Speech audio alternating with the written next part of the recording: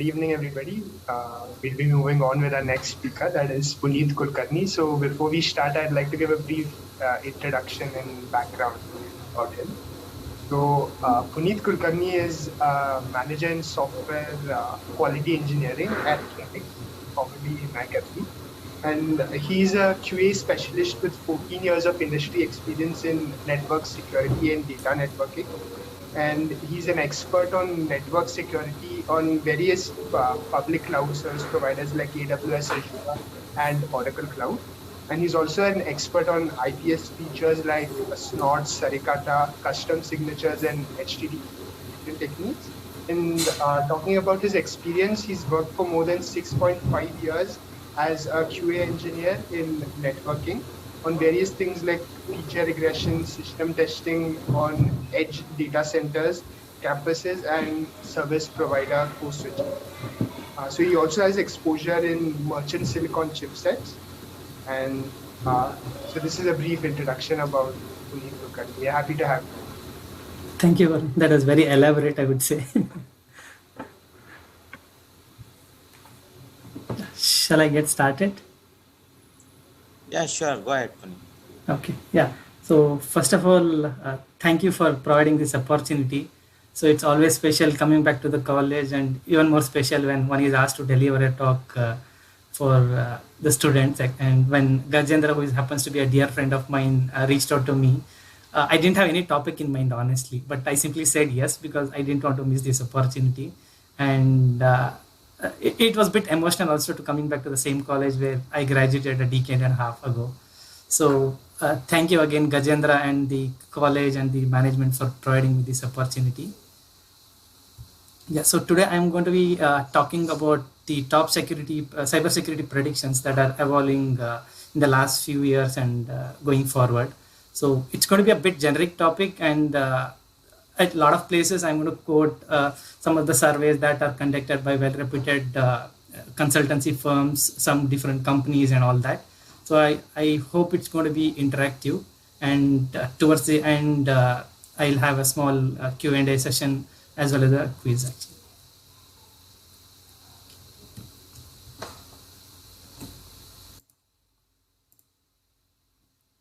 So moving on to the agenda, this is what I intend to cover in the next 1.5 hours.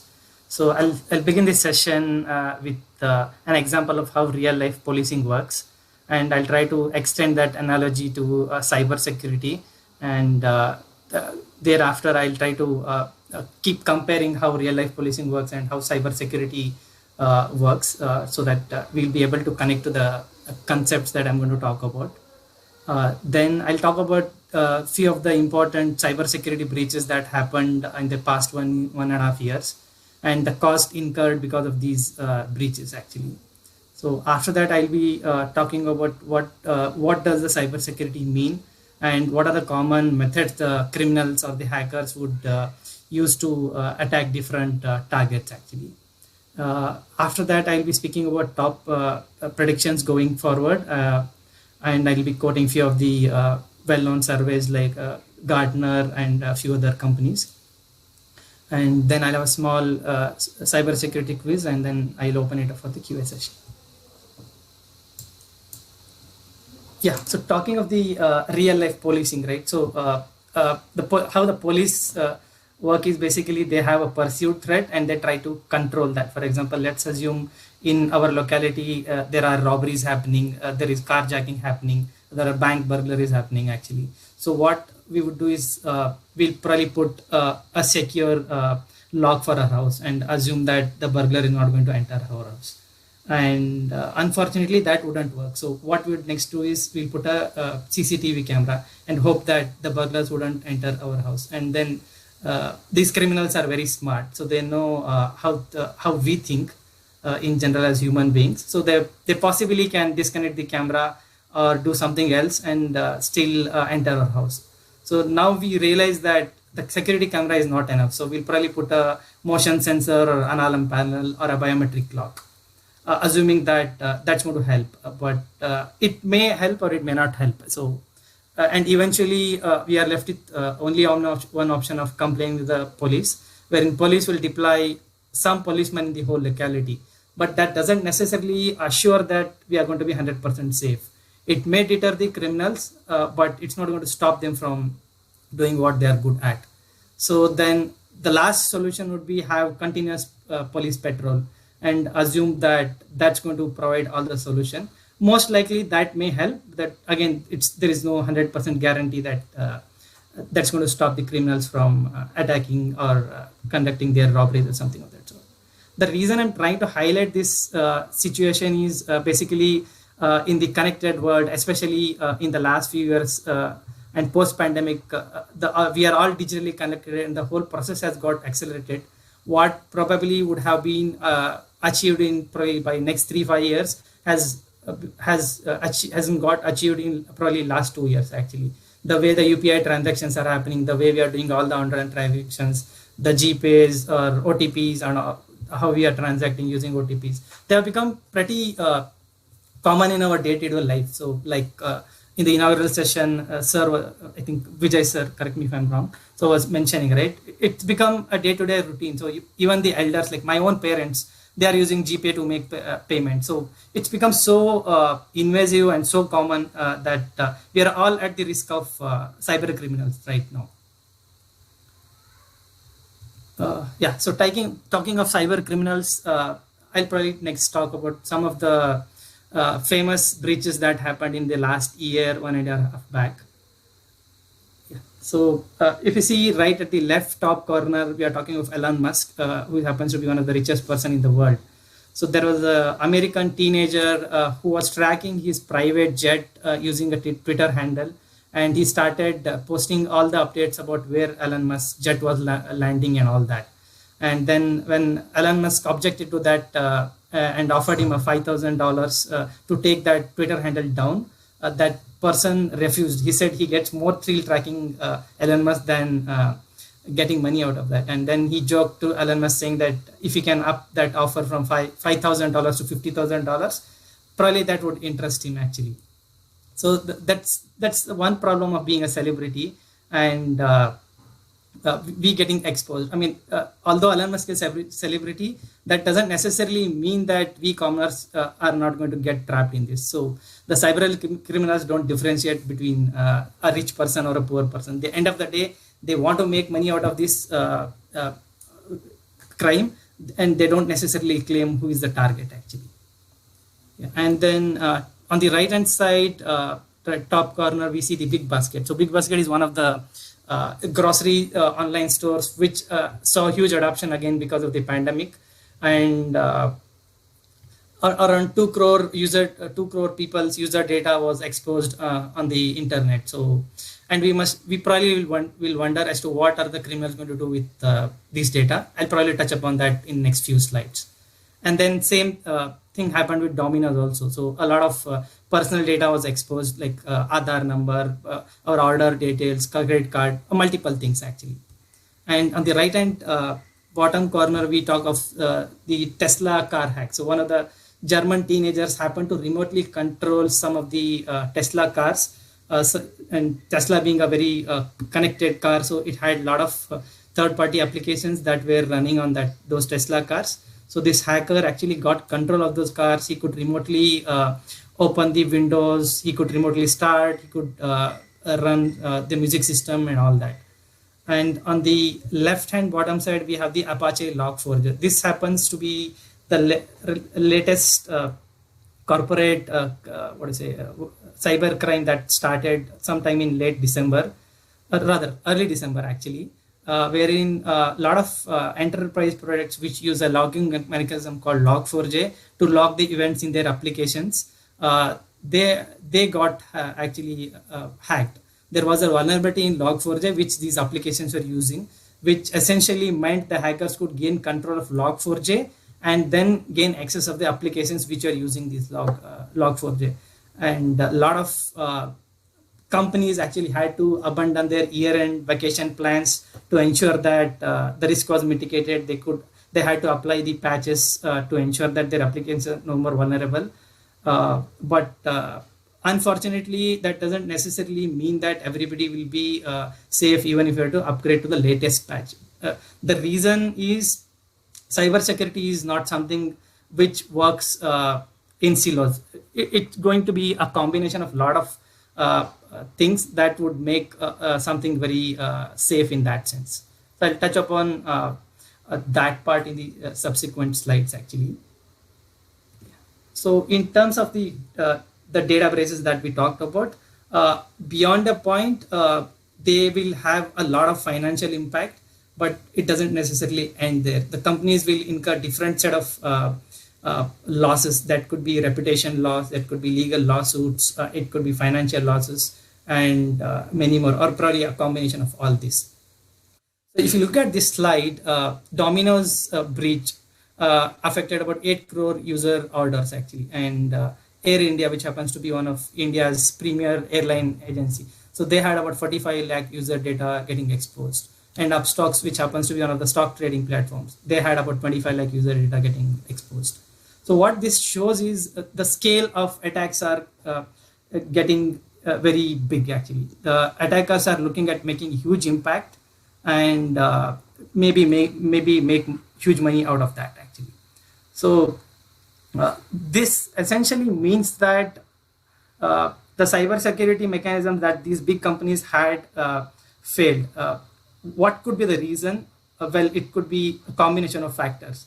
Is it that the companies cannot afford the best technologies? They can afford, but does it mean that just because I have an antivirus or anything of that sort deployed on my system would mean that I'm 100% secure? It's not the case. Just like the police system that we saw, by putting more CCTV camera doesn't mean that a robbery is not going to happen at our houses, right? So similar way, it's a case with cyber security actually. So there are going to be good actors or bad actors in terms of cyber criminals. Some people work for money, and there are some good ethical people who happen to run these penetration tests or these cyber. Basically, they'll try to hack these websites and report those back to these companies. So that's called the bounty program, and a good number of companies do run this actually bounty program. So for example, Microsoft has a very popular bounty program, and likewise many companies, even my company has that. So the real reason the cyber crimes are happening, especially on an individual basis, is because we are getting a lot of free apps. We register, we share our data, but we don't realize that, and nothing is free in this world. The moment something is given for free, that means we are the product. Somebody is actually looking at our data or personal information to make money out of that. Yeah, so that's the reason why we are seeing more bolder attacks, more complicated attacks, and the threats are also getting very sophisticated. It's not very easy to mitigate these risks also. And that's where it becomes important that from a company's perspective, or from an individual perspective, or from a government perspective, we have different mechanisms to control these cyber crimes from happening. We probably will need multiple products talking to each other so that we feel much more safe. Yeah, so in the previous slide, I talked about the cost of breaches in general, right? So if you see the image here, the cost of cybercrime is consistently going up. And in 2015, it was roughly around $3 trillion. And by 2025, it is expected to reach $10.5 trillion. So this clearly shows that the real motive for most of these cyber criminals is basically making money out of that. And for enterprises specifically, the breaches would also mean that there are legal complications, there are loss of reputations beyond the financial loss. So I'll quote some of the figures in terms of the cost of cyber breaches basically. So as per Accenture, the malware's cost on an average about $2.6 million. As per IBM, the healthcare sector seems to be the worst affected, and the average cost of these breaches is somewhere close to 7 million. So what this says is basically the impact of these breaches actually varies across sectors. If it's a healthcare sector, the cost is going to be huge. If it's a financial sector, the cost is going to be huge. but some tech sectors like education and something of that sort may not have huge cost implications, but doesn't mean that they are all secure. And roughly around every 39 or 40 seconds, there are hackings happening in USA, and 1 in 3 users is getting hacked in USA. This is as per one of the statistics from University of Maryland survey. So this shows that the hackers are working 24/7. They are becoming more smart. They're targeting pretty much everybody. And that's where it becomes very important from an individual or a company or the government to secure themselves. Just like for COVID, we have the vaccine. We got to vaccinate ourselves against the cyber crime as well. Yeah, so now that we have talked about the big impact of the breaches that we talked about, let's spend a moment to understand what does cybersecurity mean here. So as per Gartner, which happens to be one of the premier consultancy firm, which provides a lot of surveys for corporates, governments, and multiple agencies in terms of where the cybersecurity industry is tending to. Per them, the cybersecurity is a combination of people, policies, processes, and technologies that need to be employed to protect their cyber assets. So when I say cyber assets, they're basically the digital assets that we are going to secure, actually, to ensure that they are not hacked and we don't face the financial implications or the legal complications or something or anything related to that, actually. And the real reason why we need to secure our digital assets is because cybersecurity is socially relevant. It could affect anybody. For example, we talked about the big basket thing, right? So although it's a company, my personal data is getting leaked there. So I would be definitely worried if my credit card information, my Aadhaar data, or my date of birth, or my address, my phone number is getting exposed there, actually. So that's why it becomes important that the organizations must adapt to the evolving threat landscape, and they should have some forward-looking policies. They possibly can look at having a mesh of different cybersecurity products so that they can secure their assets, actually. And beyond a point, building social awareness and making everybody aware of this cybersecurity and the need for that and its impacts is going to be very important. So to keep it simple, everybody is responsible for cybersecurity. And that's where it becomes important that we all should be aware of the cybersecurity, and then we should spread awareness to our neighbors, our elders, our kids, because everybody is connected in this world right now. Everybody is on mobiles, everybody is on social media platforms, and we spend a good amount of our daily life on these websites. So it's important that we build that awareness. But the other trouble that I see beyond building awareness is the lot of legacy systems that we had protecting our digital assets are not very relevant, especially post-pandemic, when nobody was prepared to have the huge working population working from home. There were initial problems where there was no infrastructure, there was not enough investment in cybersecurity. Nobody really cared about cybersecurity. Just because some companies had insurance, they thought that they're all financially secure, even if some cyber crime were to happen. So the very approach to cybersecurity was not very mainstream, right, until late 2009. And once the pandemic hit, the IT departments in every company scrambled to get up and running. They worked overnight to build their infrastructure so that their employees and others can work from home remotely. They can work from any location. So it becomes very important looking at that trend that we need to look at a forward-looking architecture, which would essentially give us a bigger control on how we enforce these policies and how we are going to deter the cyber criminals from attacking our digital assets. Yeah. So moving on, before I get into the top predictions, which is the main topic for today, I'll touch upon how the cyber criminals are actually attacking different systems or people or the digital assets actually. So I'll start talking with phishing. So phishing would essentially mean you get some link or some email asking you to click on that. And most of the email users would have seen that a lot of emails come saying that you have won $1 million lottery or something of that sort. And some humans might be tempted to click on that without even thinking.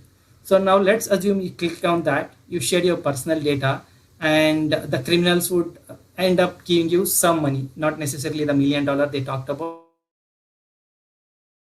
They would, to gain your trust, they would send some money across. So now we think that that person is a genuine person, and after that he may be sharing a malware or a software actually. Let's say he shares a free software which has some embedded malware built into that. So we'll download that free software thinking that it's a genuine software, but within that they have bundled a small software which is going to get installed on our laptop or desktop or maybe our tablets or our mobile.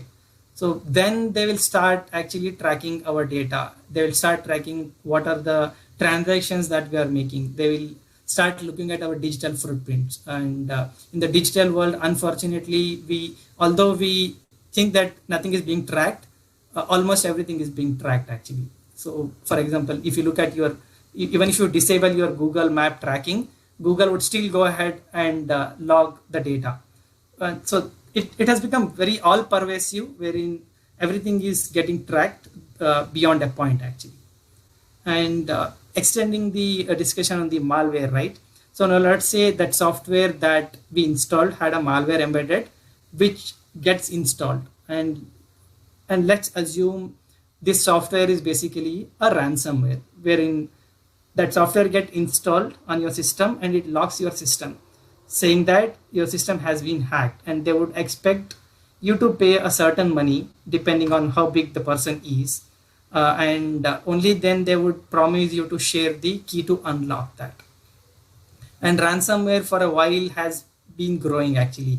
It's become huge in terms of the financial impact. For example, recently in the sense last year, we had one of the US gas pipeline company called Kulkarni Pipeline, whose network was actually attacked by some ransomware gang, and they asked them to pay roughly around $4 million so that they could free up their system from the hack. So and the company eventually did end up paying that money. So there are a lot of ransomwares happening around, just that we are not realizing it. And one fine day, we all could be victim of that. So it becomes important that we are very conscious while clicking on such malicious links, clicking on some pop-up that comes, or maybe say you get an SMS saying that your bank KYC is due. These are all very real life examples that we are encountering on a day-to-day basis. The next one is the DOS attack, denial of service attack. So here the intent of the attacker is actually to bring down the web servers or the services that the general public is using.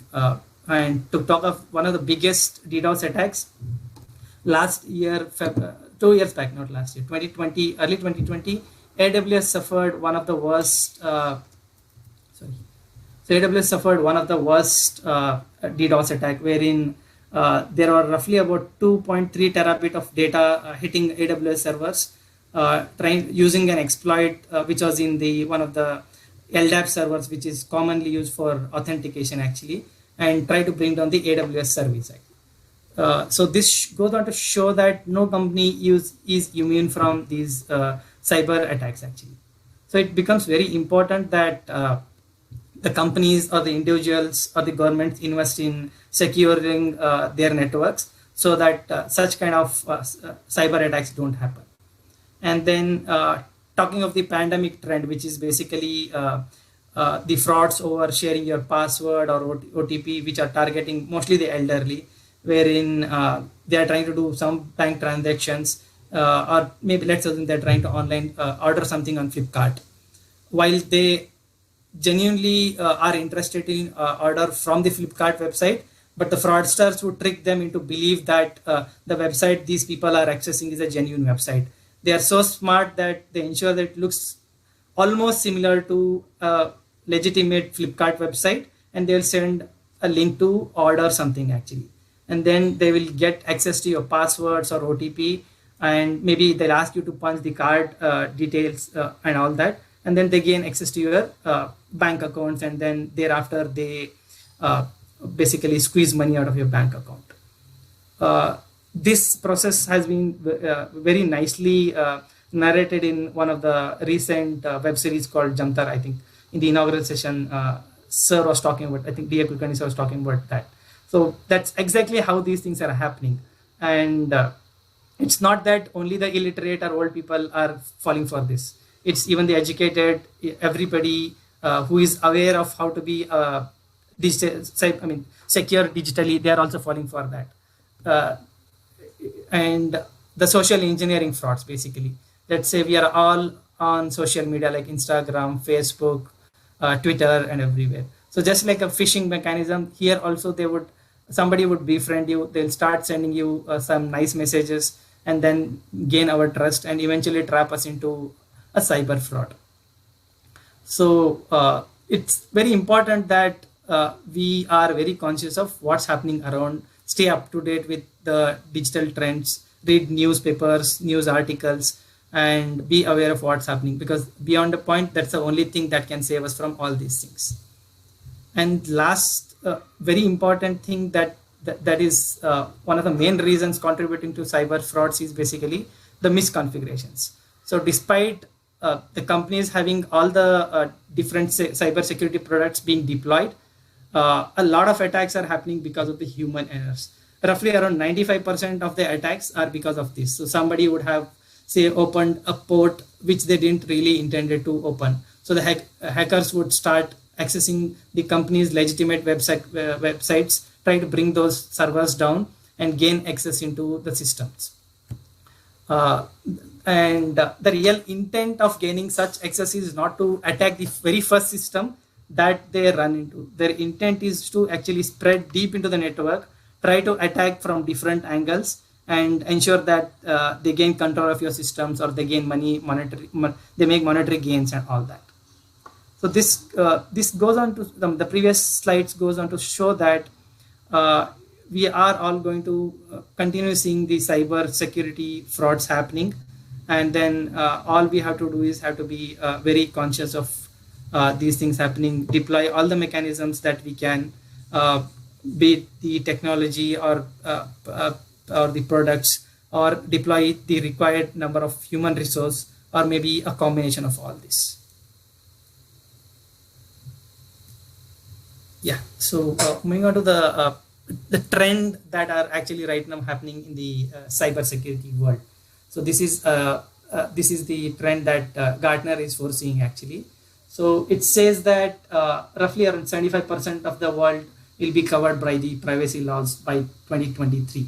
So the real initiative for this data privacy laws started in Europe, wherein they came with something called the GDPR, which essentially define the policies and how the data is controlled in terms of sharing this personal data for all the companies operating in the European Union.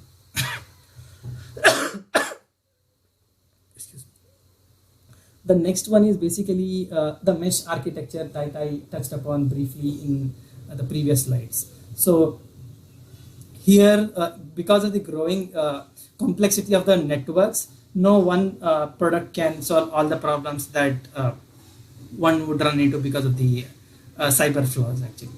So it becomes important that the companies or the people who are responsible for this decision making, they bring in a combination of products, technologies, or people, or different policies to ensure that their digital assets are secure. And talking of the consolidation in the cybersecurity product space, actually. So like I said, we have multiple vendors offering different security products, but the trouble is not all of them talk to each other well. So for example, I could have one security gear from Cisco, another from McAfee, another from Trend Micro, another from Symantec, but all of them probably are doing their job 100%, but they are not talking to each other, which would essentially mean some other component of your digital asset is getting exposed because these people are not talking to, these components are not talking to each other.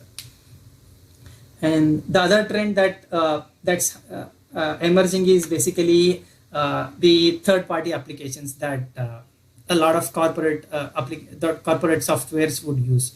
I talked about the Log4j as one of the examples, right? So like this, we will have a lot of third-party applications which are getting used in most of the cyber security products, and those products might essentially have some flaws which might get exposed by the hackers actually. So Gartner says most of the third-party softwares, which are basically they're quoting about roughly around 60% of these third-party applications getting attacked, or rather those flaws getting used to attack the digital assets.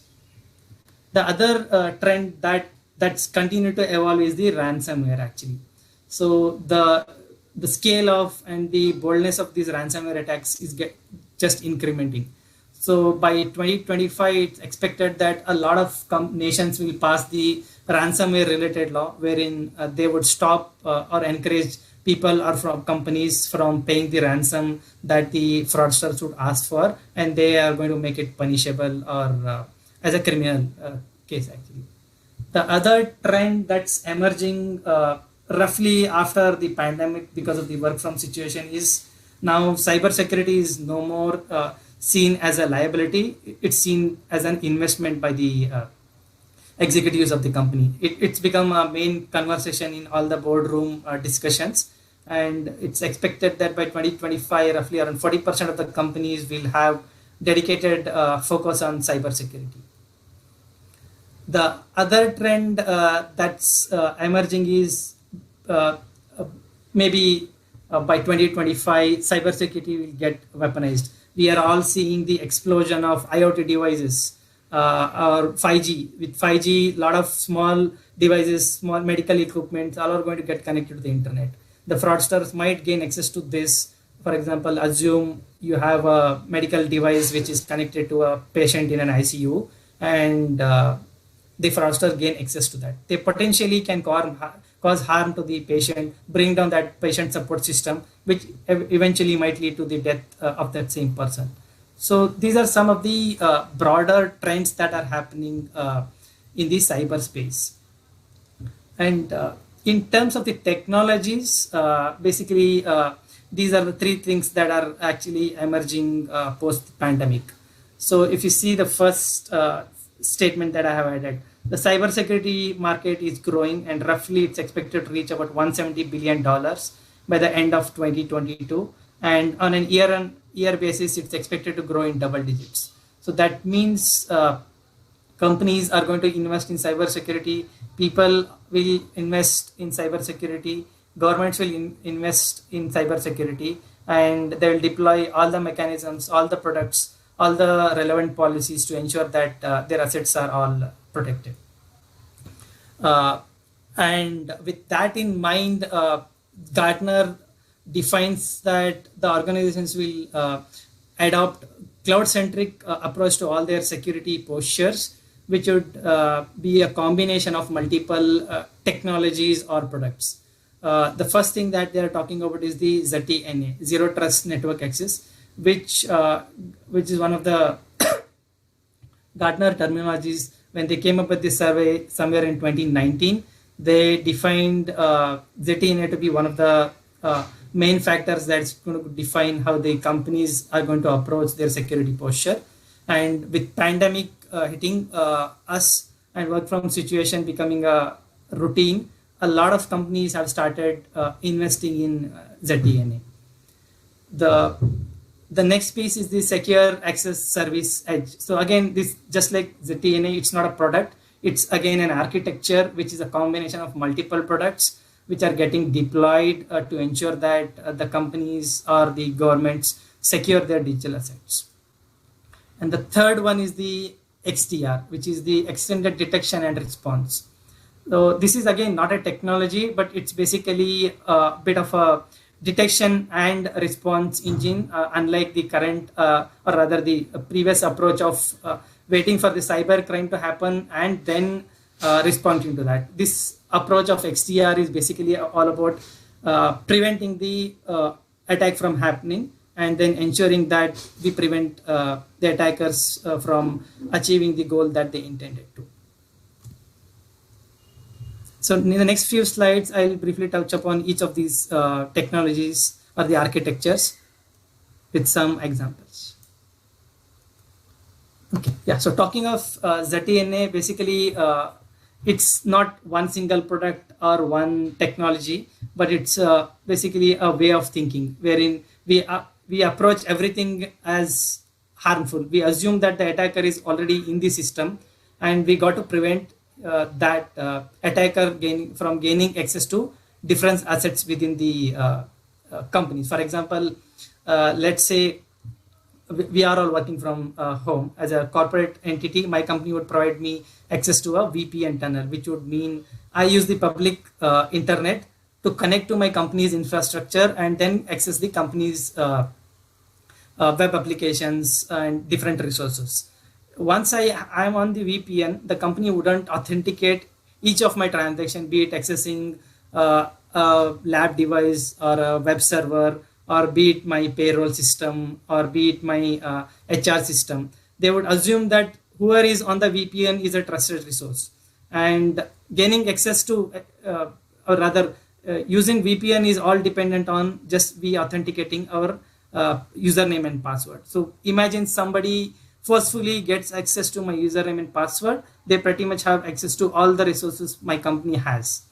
So it becomes very relevant in terms of the post-pandemic world that we provide access to the company resources based on need. We just give access to whatever resources the employee or the individual is required to. We do not have to give them a blanket access to a whole lot of tools actually.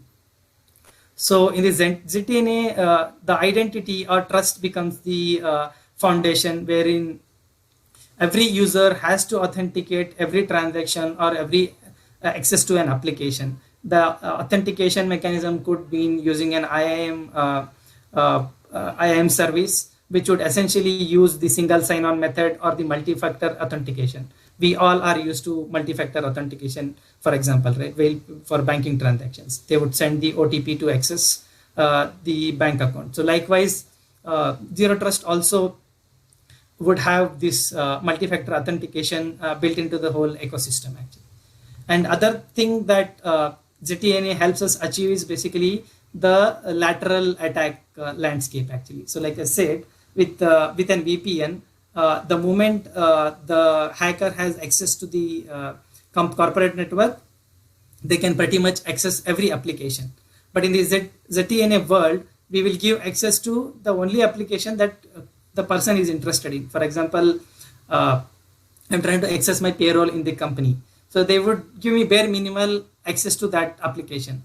If I'm trying to access my lab machines, the IAM engine or the multi-factor authentication engine or the single sign-on engine would give me only access to the lab network. So this way, we are basically trying to contain the risk factor. We're trying to give access to only what is relevant for that individual. So we authenticate and authorize only that specific transaction that the user is carrying out. ZTNA, although was intended to be to replace the VPN world, it's not a 100% replacement. We can still make it happen using the VPN. Yeah, and this is how the ZTNA architecture looks like basically. So before pandemic, it was assumed that everybody was working from office, everybody was in their premises. So all the company had to do was let me get access to the office premises using my ID card and assume that I'm a genuine person entering the office premises. I could occupy any of the office desks. I could connect to the LAN using LAN or Wi-Fi, and then I start gaining access to the company resources. But post-pandemic, we are all working from home. The people are accessing the same company resources from different locations, different countries. Somebody is accessing these resources using laptops. Somebody is accessing them using the mobiles. Somebody is accessing them using their tablets, which essentially means that the old architecture of authenticating over VPN or authenticating whoever has an ID card and entering the premise and assume that he's a legitimate person is no more relevant. So this is where ZTNA is gaining traction. So what it would do is it would cater to both set of audience, somebody who is trying to work from the office premises or somebody who is trying to work remotely. So in this picture, if you see on the left hand side, we have different devices which are trying to access the company resources on the right hand side. So if somebody is within the company which is on the right hand side, they will be directly authenticated using the ZTNA controller that is sitting at the center, and their transaction would be authenticated and they will be authorized to access the applications that they intend to. That application that they're trying to access could be a cloud application or could be a something which is running on the company's own data center, or it could be a service like AWS or Microsoft Office or like Salesforce. And for the audience which is sitting at home and trying to access the same resources, the ZTNA controller would not differentiate whether they are in the office premises or outside. It would still authenticate the same individual or the device using the same mechanism it would do for somebody who is working from home. It would redirect the correct connection if it is for example, say AWS connection, or it's for a social media, like you see the Facebook or Netflix logo, right? If I'm sitting at home and trying to use office laptop over VPN or over my ZTNA network to access those Facebooks or Netflix website, the connection need not have to be routed to my office premises. It can directly authenticate that transaction and then reroute it over public internet to these websites. So what essentially ZTNA is doing is it is letting us access all the resources as if nothing has changed in between. It is very transparent architecture that way, and end of the day, the end user would still be able to access the resources they wanted. They will still have the same set of privileges that they had, but they won't be able to see as to what is sitting in between here. The next trend that's emerging is the SaaS architecture. So like ZTNA, this is again not a technology, but it's a framework that lets us connect securely different users, systems, or endpoints to different applications. In this SaaS world, basically, it's not one product that is sitting there. It's a combination of different products. It could be a web gateway. It could be a zero trust based policy, which is embedded into one of these web gateways. It's all unified into one policy or one orchestrator, which would drive all these policies. It would provide only the relevant set of permissions. So it's a purely a software driven architecture, wherein every transaction or every access is seen as is provided based on certain services.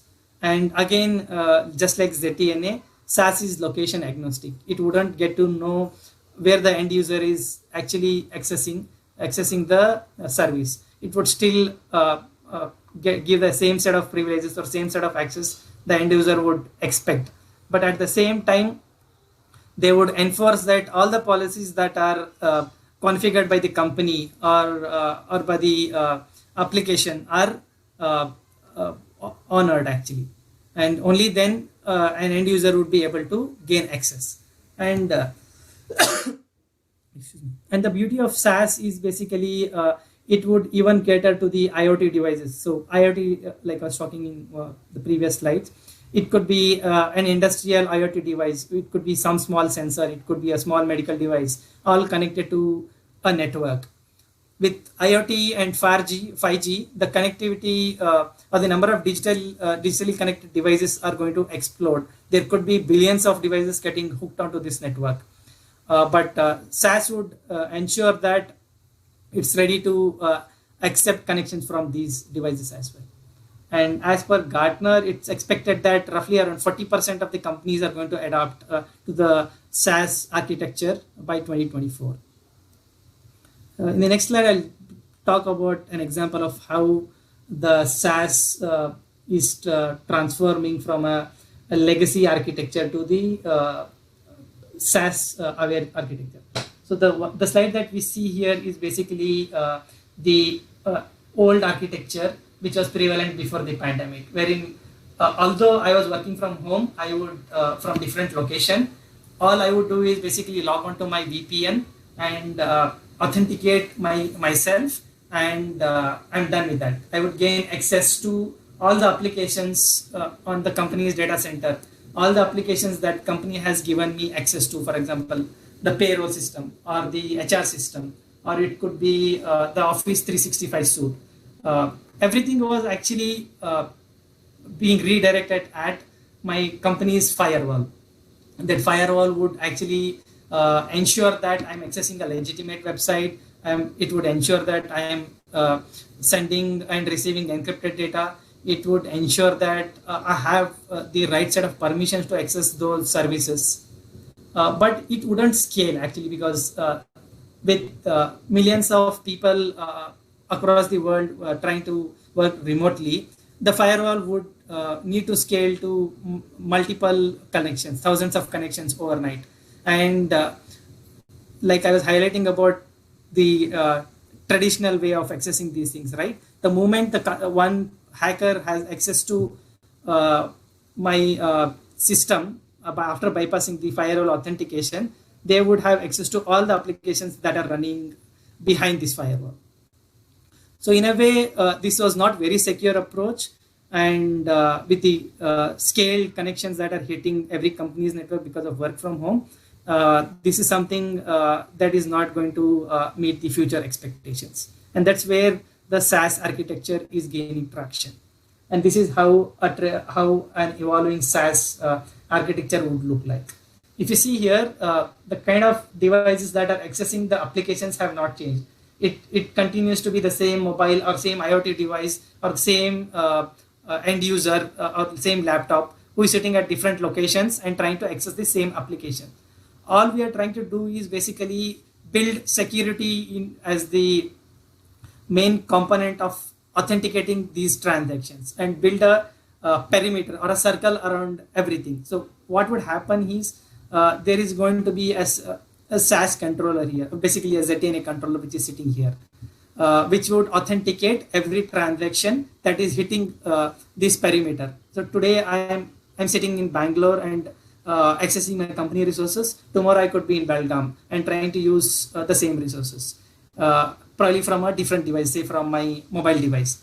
But the SaaS perimeter would not differentiate where the connection is coming from, but all it's trying to do is basically filter out the content that trying to access, give the right set of permissions, ensure that the correct controls mechanisms in terms of policy enforcement are pushed to my access, and then let me gain access of these devices or the resources basically. So it's basically multiple pieces to put together that are actually interacting in a mesh architecture and trying to ensure that the end user is accessing the same set of resources without even realizing what's happening.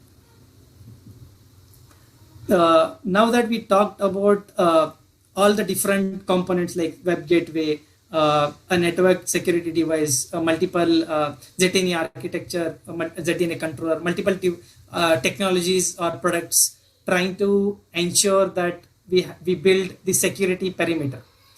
But despite all that's happening, all we are trying to do in those architectures is prevent the attack from happening. Nobody there was talking of actually preventing this attack from happening. And that's where XDR is gaining traction. So here, what XDR tries to do is connect the different components or different products, different technologies that are being used in SaaS architecture or ZTNA architecture. It could be a network security device, it could be a web gateway, it could be a data encryption device, it could be web filter browser filtering application or a product that's sitting in there and talking and trying to filter out all the connections. In XDR, it makes all these components talk to each other so that we build correlation using machine learning or AI engines and ensure that that there is some attack happening in and around me, and warn the user that they might also be getting affected at a later point of time. So one best example is, let's assume some education institute website getting hacked, and we using that telemetry data or that information from a security product perspective and feed that into another college which has deployed the same solution and warn them that there is this attack happening around. You might want to fix the vulnerability in your web server, fix vulnerability in your third-party applications that you're using, or maybe upgrade to the latest software of the security product that you have deployed, and ensure that the attack doesn't happen there. So what XDR is trying to achieve is here prevent the attack from happening. Like any other attack, the attackers would plan an attack, then they execute the attack, and then they gain access to the resources they intended to, and then they achieve their end goal. What XDR tries to do is basically the moment somebody is attacked, it would spread that intelligence, that information, that awareness to all the other companies or institutions which are operating in the same field. For example, let's assume there is an OTP scam happening for ICICI Bank. Then ICICI Bank, it happens to some specific user.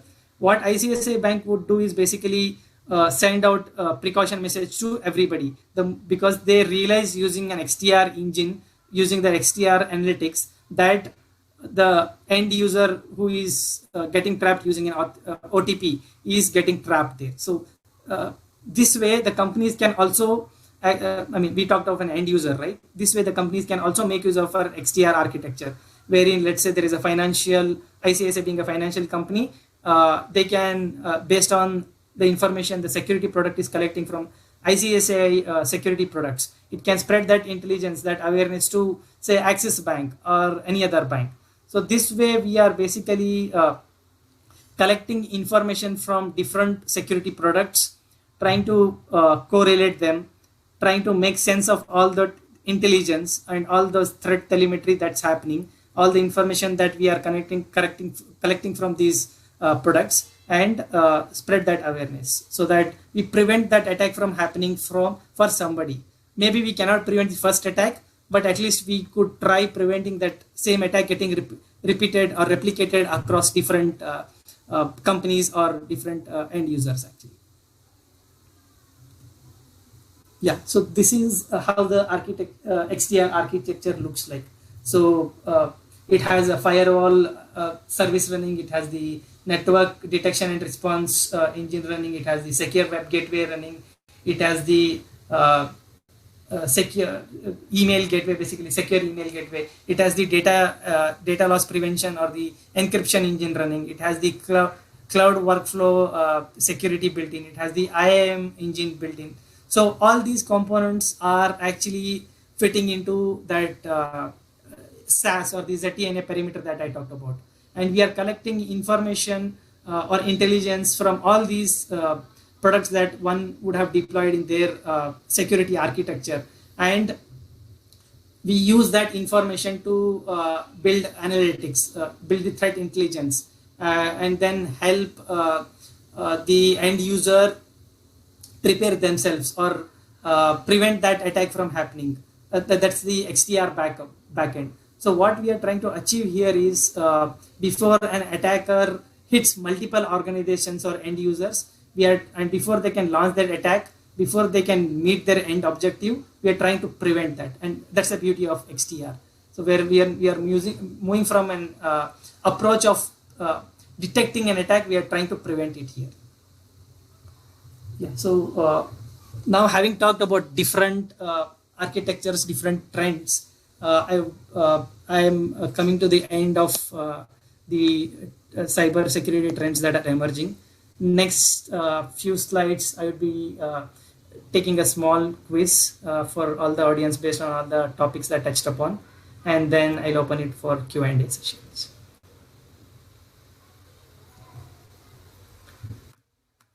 So yeah, so we all have seen a key when you are trying to access a website using some of the browsers. So any guesses? What does that S mean in HTTPS? Anybody wants to volunteer?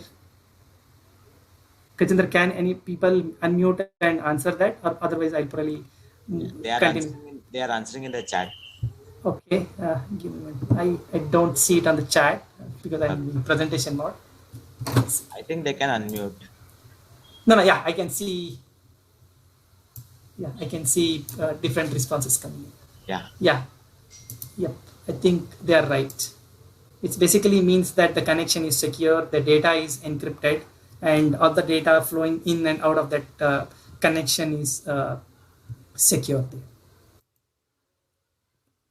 Next question is when we have a group of computers that is networked together and used by the hackers to steal information.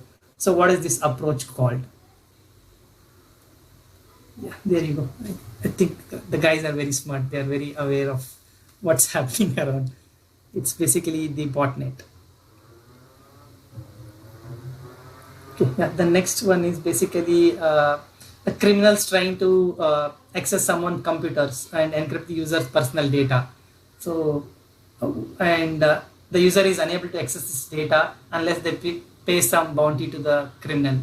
What's it called? Everybody is fast. Even before I could read the answer questions, they are finishing the answer. Yeah, the answer is ransomware.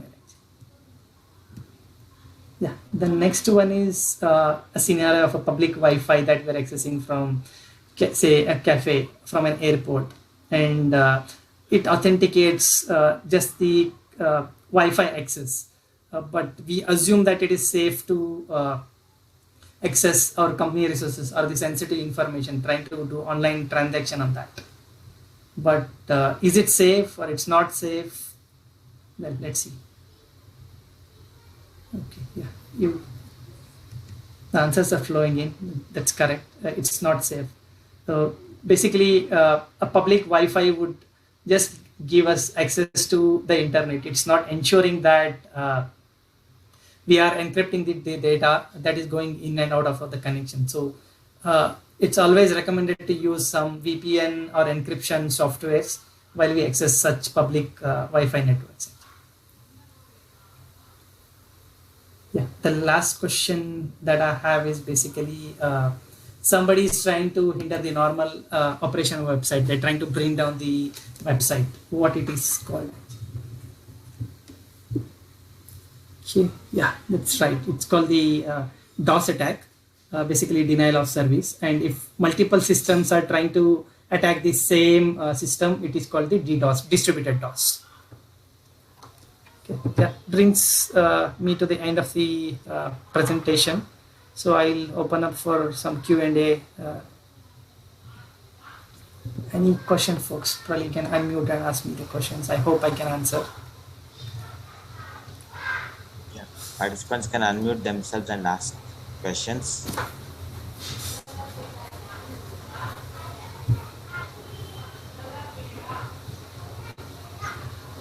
I think there are some questions in the chat. I don't see anything. Just a minute.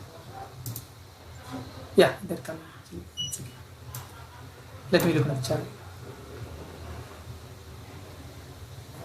So the first question is, how cyber insurance cover loss due to the ransomware attacks? It's a question by Vishal.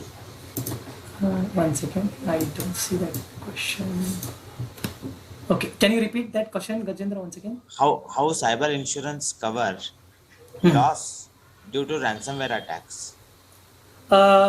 So basically, what companies are trying to do is for the amount they pay for this ransom attack to unlock their systems or to gain access back, gain back their access to their systems, they would pay certain money to the hackers.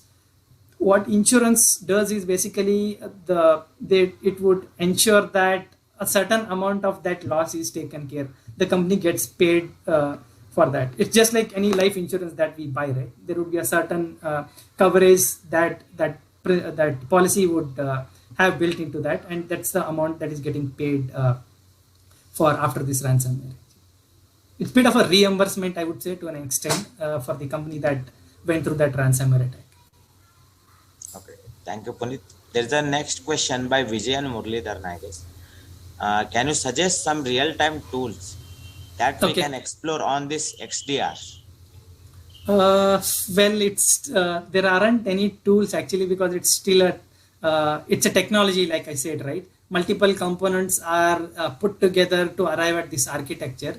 Maybe people can just Google and try to go through some of the demos from different companies and try to understand. I really wanted to do that demonstration of how an attack is seen in an XDR context, but because of the legal complications from using the company resources, I couldn't do that. So I encourage people to just Google around and find how an XDR system works actually. Okay. Thank you. Next question is from Bhaskara. If some company is hacked, do they need to pay any amount to governments? No, not necessarily. It's a company which is getting hacked, right? So it's like I losing my money. I don't have to pay anything to the government. It's the end user or the company which is bearing that loss. So we have got a couple of questions. Okay. Next question is from Prajwal. Okay. Regarding privacy invasion by big tech, specifically the change of WhatsApp's privacy policy last year, WhatsApp denied the allegations of privacy breaching. I would like to know your thoughts about this. Very interesting question too. Yeah. So I don't think in the digital world and the connected world, nothing is hidden as such, right? Like I was mentioning the Google Maps example. Although I don't log into Google Maps while accessing the maps, they still would be able to track the device ID. Maybe it could be my mobile, or it could be some maybe I'm using my built-in maps in my car. So all that. So beyond a point, I personally think there is no privacy, although the companies claim so. Actually. Okay.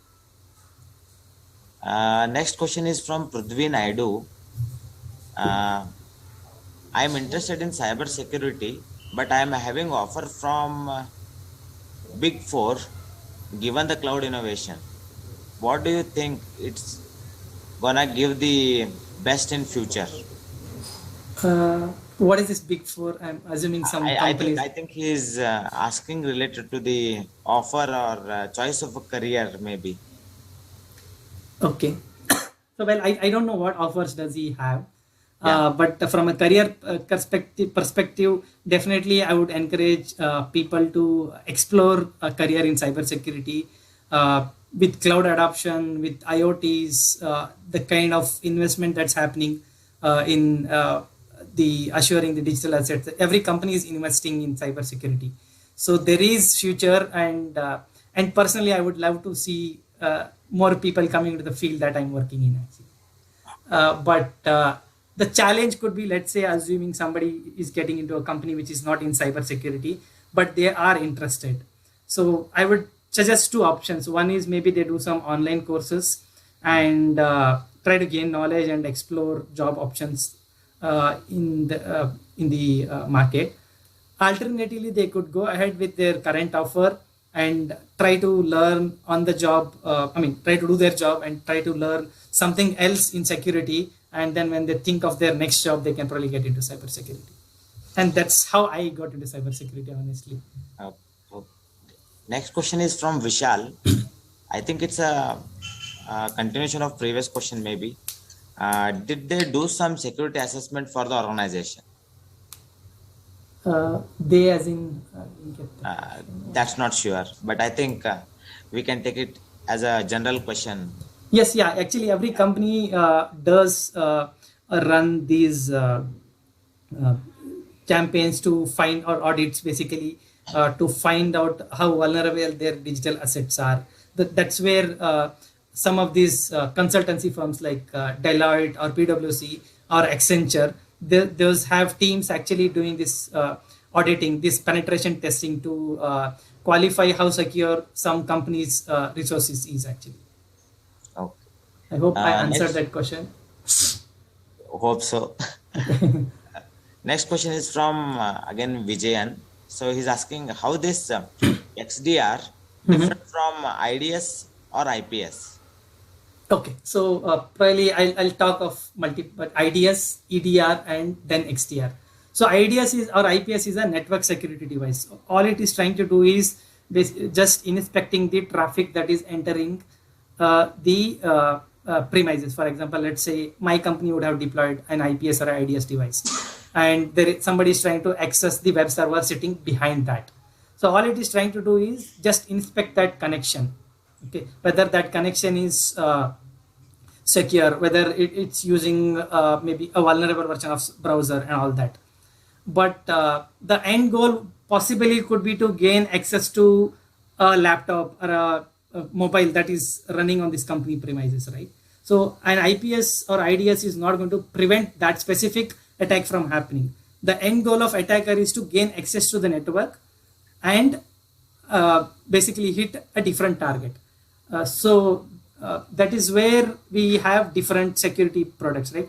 We have antiviruses, we have endpoint products, we have the encryption products, we have the network security products. If IPS or IDS were to do all the job, then we wouldn't have all these security products, right? So basically what I'm trying to tell is every product does a different job and they are good at it. But it's not necessary that they all talk to each other, and that is where the EDR concept is. EDR is basically an endpoint detection and response. When I say an endpoint, it could be a laptop, it could be a mobile device, or it could be any other device that is connecting to a digital asset or connecting to a web server. What EDR does is basically endpoint detection and response. It is only trying to secure my endpoint. It's not trying to secure my network, and that is where IDS would fit in the XDR architecture, which is and again EDR, like I was talking earlier, EDR or any current existing architecture is basically about preventing that attack, detecting that attack from happening and preventing the attacker from gaining access to that asset. We are basically, let's say I was talking of the Log4j, right? Log4j affected thousands of companies. So the companies wouldn't afford to wait for that attack to hit them. What XDR would do is basically it's gaining that intelligence, all the awareness, all the telemetry data, all the information that somebody in the same sector is hit. They would straight away go and apply that patch. Otherwise, what would happen in an EDR world is, based on some surveys, it would take roughly around 273 days to figure out that somebody is attacked, and then it would take multiple weeks to ensure that we have mitigated that attack actually. So basically we are looking at months of time before which somebody realizes that they have been affected and they have mitigated that risk, and that is where XDR is coming to the picture. It will prevent that attack from happening. Let's say I was talking of, again I'm going to Log4j, forgive me for that because it happens to be a very important lesson for a lot of people. So what Log4j did was, it was getting used in multiple products across different companies.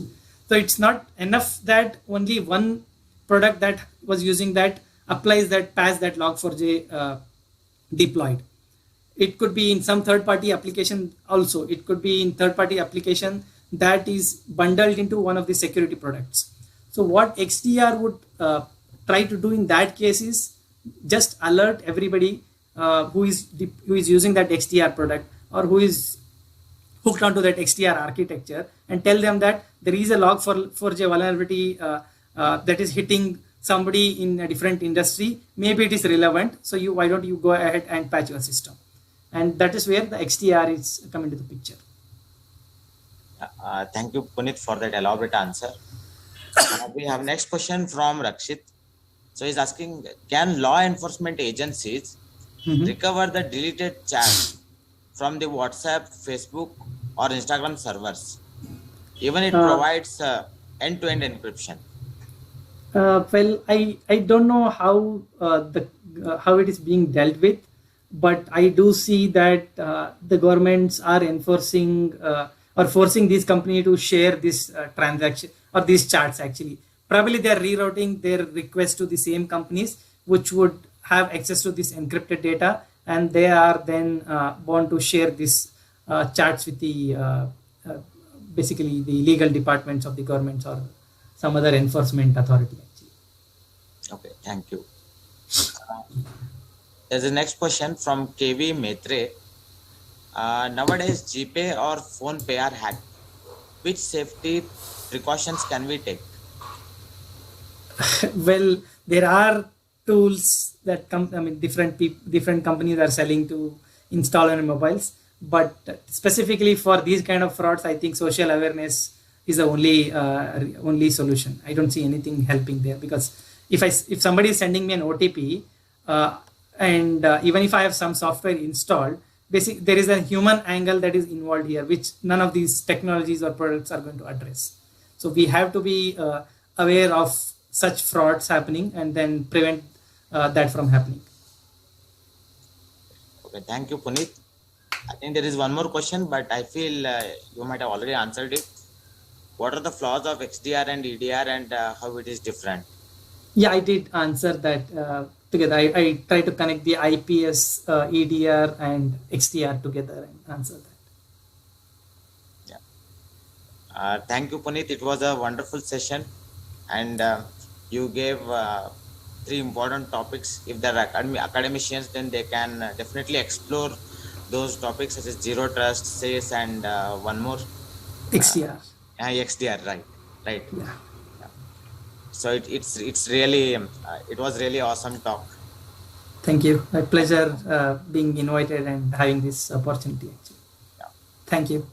Yeah. Thank you, Puneet. Thank you.